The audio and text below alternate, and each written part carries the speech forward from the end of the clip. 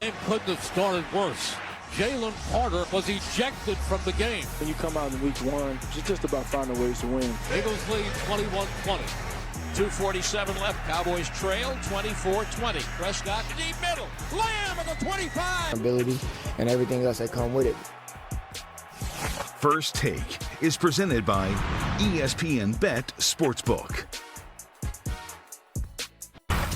Good morning, everybody. I'm Molly Karen. Welcome into First Take. That is Stephen A. Smith, Dan Orlovsky, Ryan Clark. And gentlemen, are we talking about actual NFL action this morning? Beat it. Thank God. Not Michael Parsons' contract. We're talking about a game, a thriller that we had. We're probably talking about that. Not a contract. Not a contract. Praise the Most High. Yes, we certainly are. But we're actually not going to talk about the game. We're going to talk about what happened before the first snap. What do you just said, are we talking about game? Okay, then you said sorry. we're not going to talk about game. Like, we got to get into it. That's the story. All right. Eagles standout defensive tackle Jalen Carter was ejected from Thursday night's 24-20 win against the Cowboys before the first play from scrimmage. Carter and Cowboys quarterback Dak Prescott got face-to-face. Carter spit on Prescott as the two began to separate both Dak and Carter on what went down post-game. You know, it was a mistake that happened on my side, and just won't happen again. Just not being able to start the game, even finish the game, just up, but gonna get it better. It won't happen again. I was just looking at him. I was right here by the two linemen, and guess I needed to spit, and I wasn't gonna spit on my lineman, and I just spit ahead. And he asked, or he goes, "You trying to spit on me?" And at that point, I mean, I felt like he was insulting me. Like I wouldn't spit on somebody. I'm damn sure not trying to spit on you. Like we're about to play a game. Ultimate sign of disrespect. Carter's ejection was the fastest by a player in an NFL game since 2005 when the Eagles' Jeremiah Trotter and Falcons' Kevin Mathis were ejected for fighting prior to kickoff. Stephen A., coming to you here first. Your reaction to what went down in Carter's ejection? Utterly disgusted. Utterly disgusted. It's inexcusable. And, you know, you Jalen Carter, first of all, he should have been ejected. Secondly, I think he should be suspended for at least one game. You don't spit on anybody. You don't spit on a man. That's number one. Number two. Or a woman. Of course. Yeah. Of course. But I'm just talking about football players on the field, obviously. Obviously, then you think about it. Who's the most protected football player on the field? It's the quarterback. You spit on Dak Prescott? You don't think somebody's going to see that? Just the dumbest possible thing. And if you're Jalen Carter, I want to look in the camera. I want one of my ISO shots. Let me be Stephen A. here. Let me say this to Jalen Carter. Remember that car crash incident that you got into in 2023 that ultimately led to you falling to the 9th pick in the NFL draft when you were projected as the #1 overall pick? Nobody thought about that until last night because you fell because of your off-field behavior. People didn't trust you. Now you come on the field and you conduct yourself like that and you listen to radio driving in. And what are people talking about? Well, this was a problem. And, you know, obviously this is an on-field incident. This has nothing to do with the car crash that happened in 2023. I'm just using it to remind these guys what you do and how you act stays with you. I don't want to be up here talking about this morning. I don't want this kid's career compromised. I don't want his reputation tainted. I don't want him smeared. But when you spit on a man, when you spit on him on the football field, when you spit on a quarterback and you get yourself ejected before the game, Dak Prescott wasn't sacked once last night. We didn't anticipate that was going to happen. But it happened because you were out there. You weren't out there, and the Philadelphia Eagles had to adjust to life without their best defensive player. You thought about yourself. You didn't think about your teammates at all. It was stupid. You walked off the field with a smile on your face. What the hell is smiling about? What the hell was there to smile about? It was stupid. It was immature. And as far as I'm concerned, not only does he deserve a rejection, he deserves a suspension because of that. Because you got to send a message of you, the league. We ain't tolerating this kind of nonsense. Yeah, I completely agree. It's inexcusable. And it's inexcusable in so many different ways, in the ones that Stephen A. pointed out, but it's also inexcusable you let your team down. It's inexcusable you let your organization down, you let your fan base down, you let your teammates down. And so somebody has to get into the ear of Jalen Carter and just get him to truly understand the big deal. One, you're playing for about $180 to $200 million. If Jalen Carter goes and has this year like he did last year, he'll top Micah Parsons' contract more than likely. So just getting him to understand how important everything that he does this year. And RC knows this.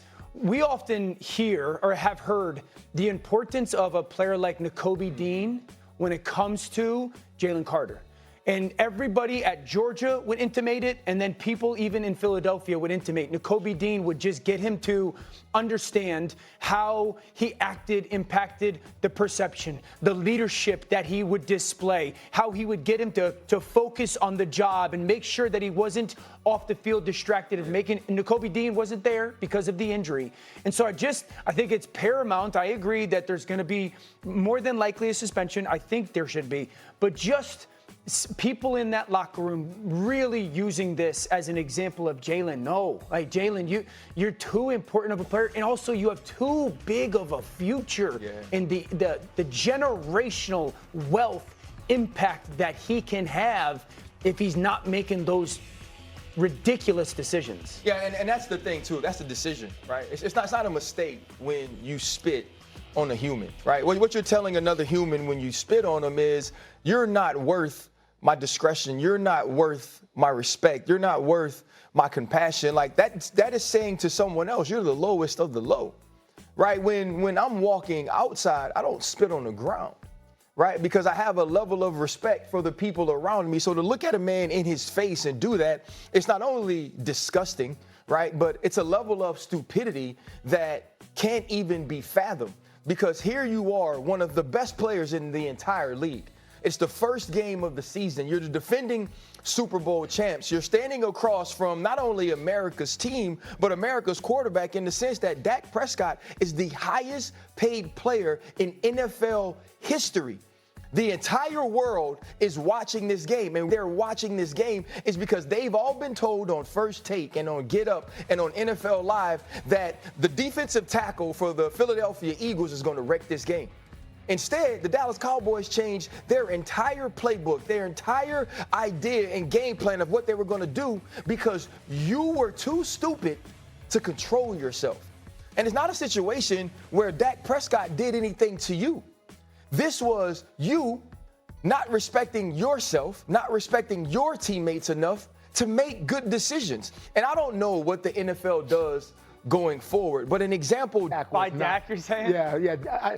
Dak wasn't trying to spit on him. Believe me, that's what I believe. I mean, you don't spit on a guy that's kind of trying to destroy you, one of the best D linemen in the game. But the situation, I mean, Jalen's all the way across the ball over by the Cowboys huddle, and Dak sees him there, and then he just, gives him the smile and the wink. I mean, you're not coming to get me right now. I got my guys in front of me. That's all it had to be.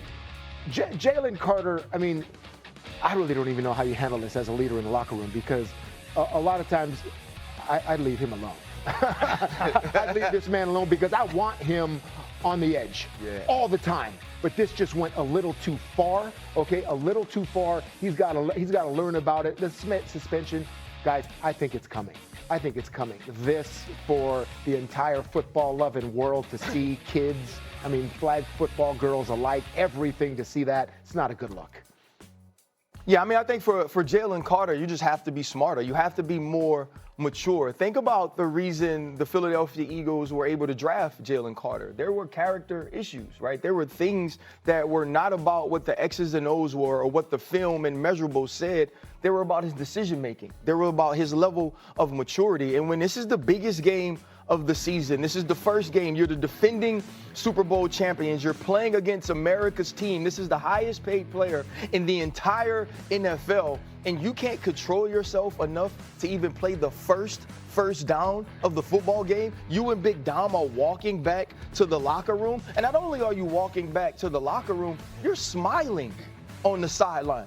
You're not upset with yourself. You're not visibly disappointed in who you have now shown the entire world you are. And I think for the Philadelphia Eagles and Nick Sirianni, there needs to be a point made that this sort of behavior is something that is unacceptable. Is it something, let's live in the world where the NFL doesn't suspend them. Mm-hmm.